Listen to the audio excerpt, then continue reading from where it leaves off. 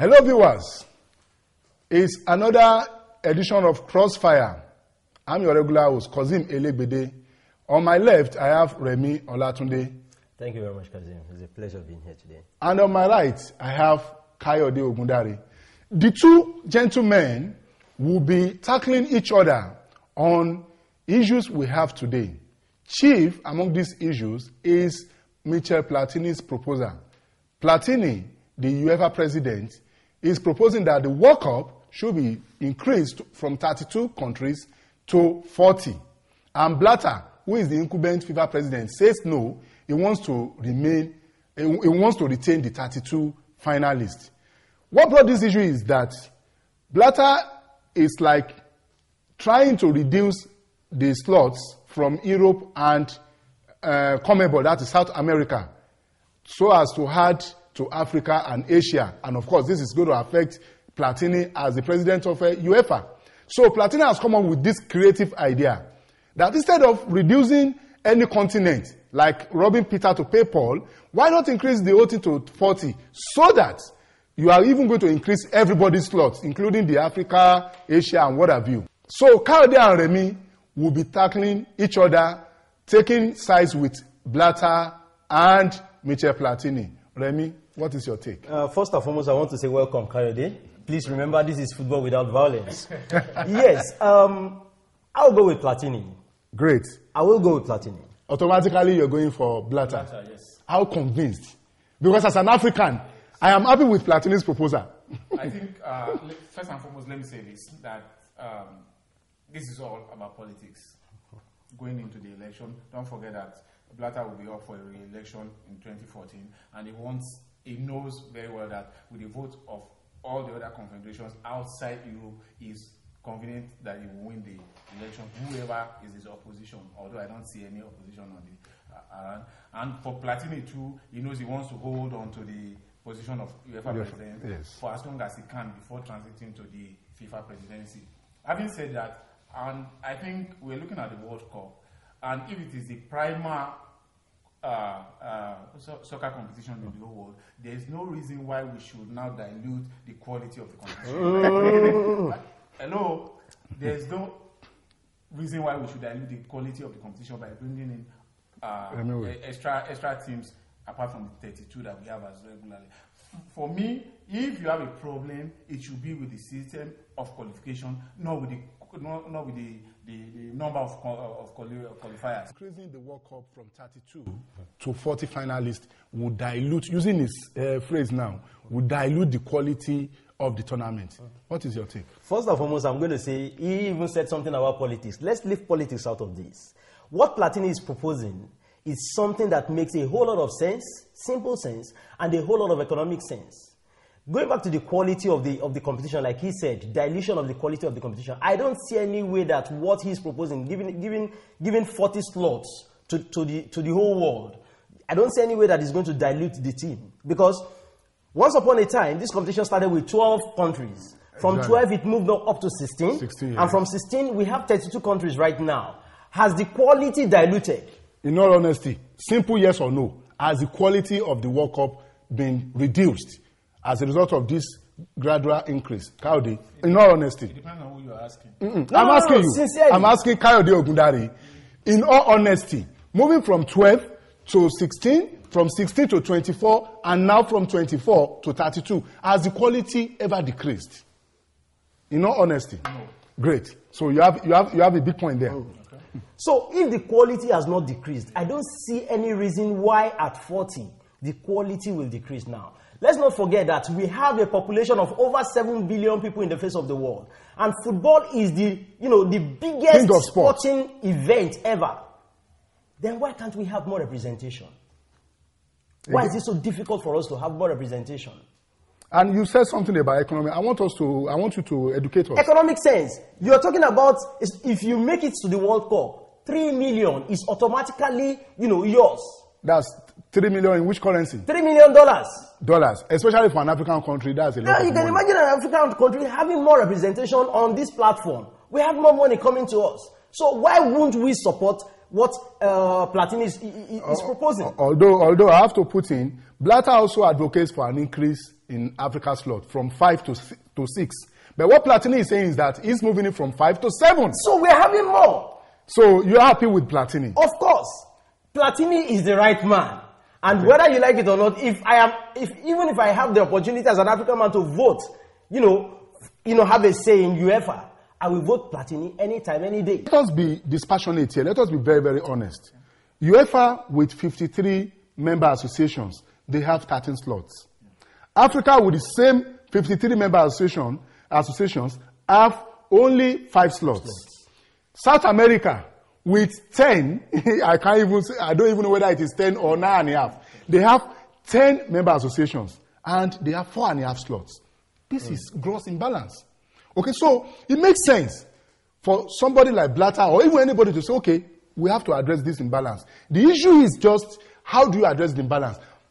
Blatter is saying he only wants to remove 1 slot from Europe, 1 slot from South America, reducing South America's 4.5 to 3.5. Still for 10 member associations. Europe will still have 12. I think that is still massive because, you are increasing Africa from 5 to 6 and Europe will still have 12 and they have the same number of member associations. Kaode, do you honestly feel that is right compared to Platini, who is even going to increase every confederation's number of slots? Well, I guess what you're doing now is you're blaming the quantity instead of blaming the system of qualification. It's obvious that there is imbalance, but what we should be doing now, and which is what Blatter wants us to do, is to look at the system of qualification and try and fine-tune it. Instead of that 12, if you're not comfortable with the 12 that he wants Europe to have, you could as well reduce it to 11 or 10. Europe will not accept. Yeah, you have to find a middle ground for everybody. Instead of you now saying you want to increase when everybody complains, you increase. When everybody complains, you increase. Hold on, Kaide. Yeah. Let's take a look at this. All right. There is a tendency that Egypt may miss the World Cup next year. There is a tendency that France, if they are not careful, they will miss the World Cup next year. I'm just using these 2 countries as an example. These are quality countries that plays exciting footballs. Now imagine the World Cup without these countries. Even Nigeria is not guaranteed. Well, I wouldn't go there yet. No, to be honest, Nigeria is not guaranteed. In 1994, when the number of teams were 24, France did not go to the World Cup, and the World Cup held, and it was very, very successful. But since then, every competition, there's a tendency that one big team will always miss out, even if you have 50 teams. You said then that when we were 24, yes, but we were 36, and yet the quality from when they were 24 to 36 was still wonderful. And I'm still saying that even if you are 50, there will still be big teams that will miss out on the. Then let's even get to the 40 and see what comes out of it. I'm not asking you where do you want to put a stop to it. When you get to 40, another UEFA president will wake up one day and say he wants 40. Well, when we get to the bridge, we will cross the bridge. Gentlemen, yes, it's been a wonderful time with you guys. But to be honest with you, look, each day we keep having increase in the number of member associations of FIFA. Yes. Today we have 203. And I know there are 5 countries in quotes now waiting to be recognized by FIFA. Okay, that takes it to 208. So the number keeps increasing, and it is just normal that the number of finalists too should increase accordingly. Okay, that is my position. Anyway, it's been nice talking to you gentlemen, but there are other issues. Now we're leaving FIFA aside. We had matches over the weekend. And the Champions League also held during the midweek. We have issues. I want to talk about Arsenal-Liverpool. Arsenal deservedly won 2-0, but there was an issue that could have changed the outcome totally. When Liverpool had a free kick and Suarez quickly took the free kick, and eventually the ball landed in the net, but referee overruled it. Referee Matt Atkinson. In case you do not know, Atkinson has a precedent with Arsenal. It was the same center referee when a similar incident happened between Arsenal and Sunderland scored an equalizer. Atkinson overruled. Okay? So I'm not insinuating anything. But what is your position on Matt Atkinson's decision to overrule Liverpool's equalizer that never was? In cases like this, it's not my position that matters, but the position of the law. Right. And what the FIFA rules of the game says is that for a game to be when you want to restart a game, if there's a foul which was actually the case that day, Suarez was fouled, the ball has to come to a complete stop. Right.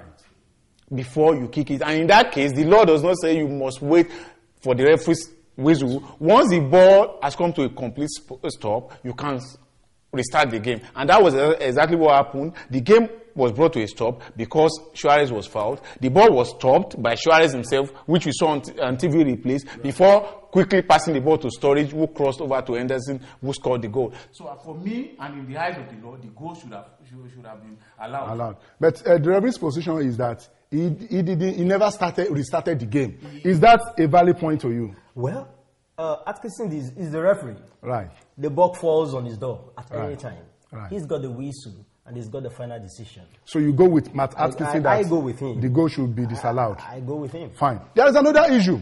We have, of course, I keep telling people, no penalty that is not controversial. All penalties are controversial. We had 2 controversial penalties during the UEFA Champions League played on Tuesday. The first one I want to look at is the one between Man United and Real Sociedad, where Ashley Young, is making a name for himself. He conned the referee to give a penalty to Man U. Justice was done, the ball was not scored anyway by Van Persie. What's your take? Like I always say in cases like this, you blame the referee. Not the player now, because when players have built up a reputation as a trickster, as somebody who is not always honest, you don't give them the benefit of the doubt. Except in cases where you are convinced beyond reasonable doubt. And in yesterday's case, I know there are people who will give you the argument that the referee was not well cited. The way he was standing. For me, are you preempting him? For me, I don't want to know where the referee is. The most important thing is where was the player, where was the opposition, and where was the ball. Of course, this football is a contact sport, and so you expect that people run into each other. And in the example we are giving now, the player didn't even run into Ashley Young. It was just like a very minimal contact. He fell down like a log of wood, and the referee pointed to the spot. So for me, it was. Of course, he's going to say the referee has the final decision, but for me, it was patently wrong. Well, that's good. Coming from a Man United fan, his staunch one for that matter, that's good. Remy, what's your take? But sincerely, he said, I'm going to say the referee is. Of course, the referee has the final say. That is true, whether you like it or not. And the funny thing is that when we start analyzing referees, we need to understand the fact that because we are not there at the moment, we are not in the position of the referee to see what he is saying, separate from what we are seeing from the screen. So we are able to just pass, one judgment or the other. But like he said, the sincere thing is that the referee has the final say. Let me bring something to your notice. Where you have a pair of eyes. I do have one. The referee. The match is being watched by 5 officials. 6 if you include the match coordinator. 6 people now watching. Right. Watching the game. Then 6 officials. 6 officials. Now it now brings up the question: what are the guys behind the goalpost? What is the stooge? I call them stooges. Yes. The stooge behind the goalpost. Honestly. To beg the argument now, I concede without agreeing with you now that okay, the referee was not well cited. What about the guy who was like 5 meters away from the? I know where you want to take this argument to, but I'm not going to go there in line with you. Because I would have said, well, I don't know what they are doing there. So why did your man? The people Kayode is talking about are called goal line officials. And it was the initiative of Michel Platini. Okay? Yes. Honestly, I think a big question hangs over the head of this goal line officials, because for me, I don't know what they do. They just stand there, they pretend as if they have seen anything, but they don't make any contribution whatsoever to the best of our knowledge to the game. Well, now that we are having goal line technology coming in, then maybe they should just. But goal line technology is not going to tell you whether there was a contact or not. Okay? Since they are there yet, we don't even know whether there is a contact or not. That's why I said we should ask very hard questions now. If they are there, 5 years, 10 years away from the sport, and they cannot give us an honest opinion of what actually transpired, then we could do well without them. To an extent, I won't say that it is the fact that they are not giving honest opinions. I will look at it from the point of view that you have 5 officials or 6, like you say, and at the end of the day, 6 of them come together to make one decision, which is taken by only the center referee. But before the But you could be advised. You could be advised. You could be advised. By the guy behind the post. You see, this is it. The FIFA's laws of the game says referee has the final say. It was in the opinion of the referee. But the same laws of the game also say you have to be absolutely certain. Yeah. What I know for sure is that referee couldn't tell me he was absolutely certain that Ashley Young was fouled. Or even the match between Real Madrid and Juve, where Paul Pogba fell down. It was a similar and there was situation. no contact. Simulation, and these guys successfully conned the referee into awarding fake penalties, dubious penalties, controversial penalties, as you like. Well, it's been a hot edition of Crossfire, a product of Complete Sports Studios. Thank you, gentlemen. Thank you very much, Kayode, for being part of the show. Thank you, Remy, for being part of the show. And viewers, yes, make it a date with us next week. Catch ya.